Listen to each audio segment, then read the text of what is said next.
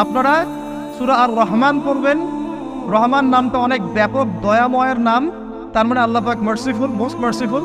কিন্তু এই সূরা আর রহমানে একটা ভয়ঙ্কর আয়াত আছে, কি সানাফরুগু লাকুম আইয়ুহাস সাকলান, হে মানুষ এবং জিন, হে মানুষ এবং জিন, শীঘ্রই আমি তোমাদের দুইটা জাতিকে ডিল করার জন্য পারেক হচ্ছি, অপেক্ষা করতে থাক।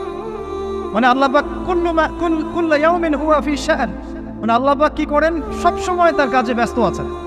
মহাবিশ্বের তো গ্রহ নক্ষত্র গ্যালাক্সির অভাব নাই, মাখলুকের কোনো অভাব নাই।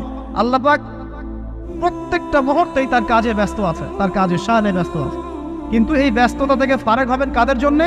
মানুষ আর জিনের জন্য। সুবহানাল্লাহ, মানুষ আর জিনের জন্য আল্লাহ পাক বলেন সানাফরুগু লাকুম আইয়ুহাস সাকলান, দাঁড়াও, দুনিয়ার মধ্যে এইসব করে বেড়াচ্ছ, তোমাদের দুই জাতির জন্য আমি অচিরে ফারেক হব ইনশাআল্লাহ।